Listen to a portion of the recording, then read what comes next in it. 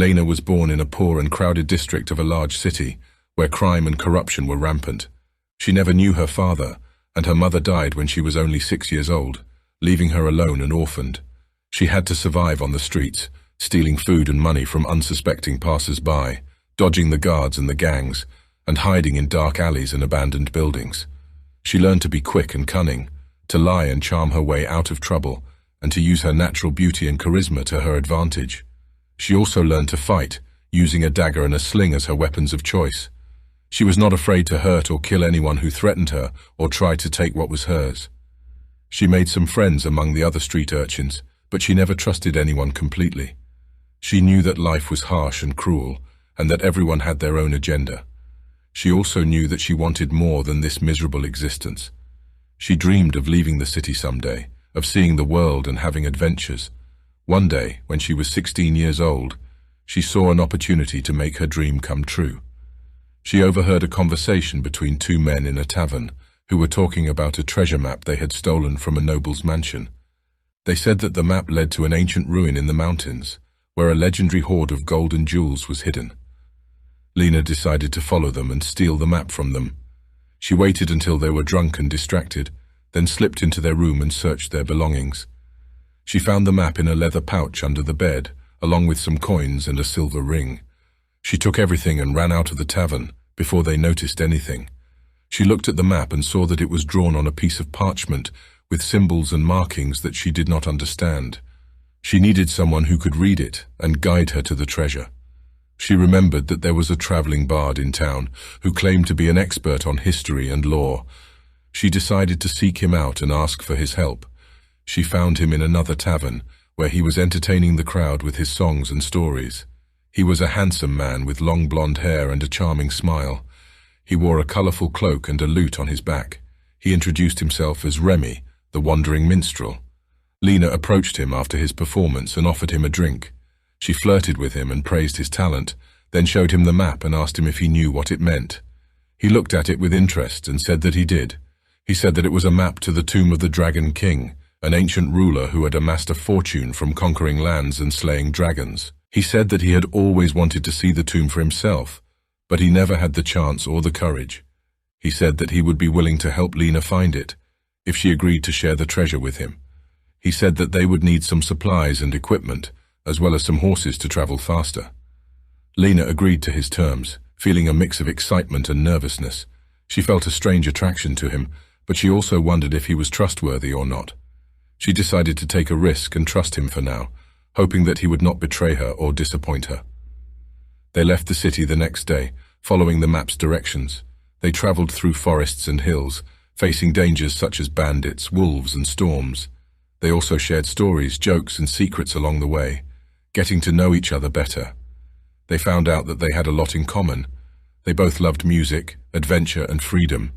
They both hated authority, boredom, and injustice. They both had sad pasts and uncertain futures. They also felt a growing attraction to each other. They exchanged glances, compliments, and touches. They slept close together at night. They kissed under the stars. They reached the mountains after 2 weeks of travel. They found the entrance to the tomb hidden behind a waterfall. They entered it with caution, lighting torches to see in the dark. They explored the tomb's chambers and corridors, marveling at its ancient architecture and art. They also encountered traps, puzzles, and guardians. They dodged arrows, spikes, and blades. They solved riddles, codes, and mazes. They fought skeletons, mummies, and gargoyles. They finally reached the main chamber of the tomb, a large hall with a high ceiling and a stone sarcophagus in the center. The sarcophagus was covered with carvings of dragons and inscriptions in an unknown language. Around it were piles of gold, jewels, and other treasures. Lena and Remy gasped at the sight, feeling a surge of joy and awe. They ran towards the treasure, eager to claim it as their own. They filled their bags and pockets with as much as they could carry, laughing and cheering.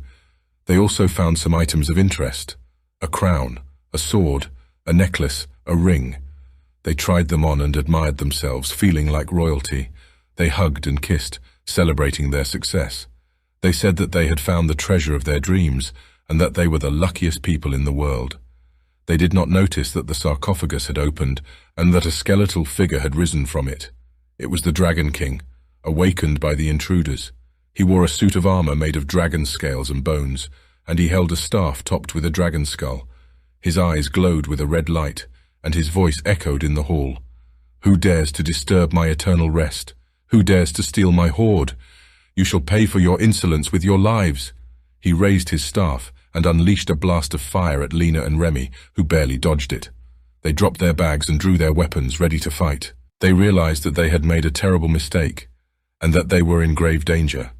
They also realized that they loved each other, and that they would not give up without a fight. They looked at each other and nodded, then charged at the Dragon King, hoping to survive. The battle was fierce and brutal. The Dragon King used his staff to cast spells of fire, ice, lightning, and darkness at Lena and Remy, who dodged, blocked, and countered with their own skills. Lena used her dagger and sling to strike at his weak spots, while Remy used his lute and voice to inspire her and distract him. They worked together as a team, supporting each other and exploiting each other's strengths. They also used the environment to their advantage, hiding behind pillars, jumping on platforms, and throwing objects at him.